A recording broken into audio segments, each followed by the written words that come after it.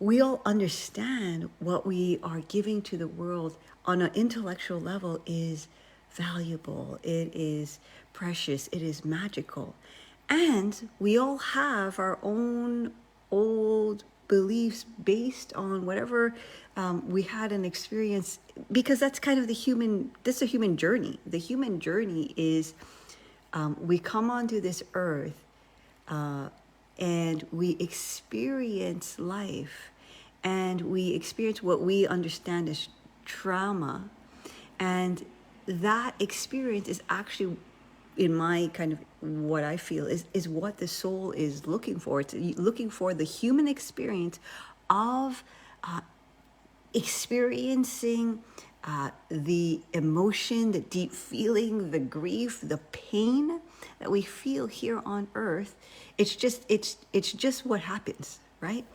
And so those experiences, two things happen. The first thing that, many things happen, but the first thing is that's kind of our first layer, because as human beings, our first mode of apparatus is to survive. So if by receiving love, receiving shelter, we were given the message of we're not enough, we're not worthy, we're not capable, we're not perfect, we don't belong, the things we have to say are not significant.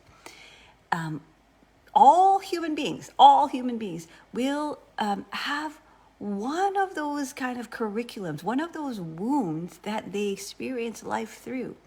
And they don't, at first, as a child, we don't know that's how we're experiencing it. And then as we grow, we either continue to see through those wounds and those lenses, or we start to see our own patterns of receiving what we want and receiving it through that lens. So, so many of our clients, they will move towards what they want, and they know exactly what they want, but then they just can't do it. I was literally talking to somebody yesterday, and they know exactly what they want to do, and then every time, the process is really simple. Okay, they have to do some research. They have to update their CV. They have to talk to this person. It's really the actual to do is actually pretty simple, but doing it, here's the thing, going to do it, something is blocking, something that is always stopping. And then her mind goes into the spiral of all the things, of the reasons why her current situation is more safe. Because as human beings, we are meant to first seek safety and survival. And so then if we understand that about ourselves, and we understand the experience of what money really means to us, which is this thing that we have in this, the way it works here, and we receive it, by earning it, and then we give it to receive something else, right? And so if our base relationship with giving and receiving has been imprinted, and will be and has been imprinted with one of those 6, what I call kind of ego identity structures, these wounds that stem from all human beings have, we are going to unconsciously self-sabotage ourselves whenever we move towards what we want. And here's the good news: whenever we move towards what we want,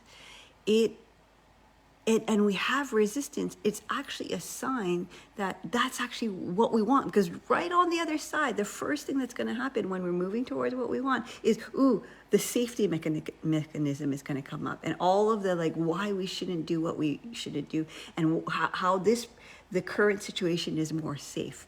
Even if the current situation, for example, we are in a toxic relationship, we are in an abusive relationship, because that is the known.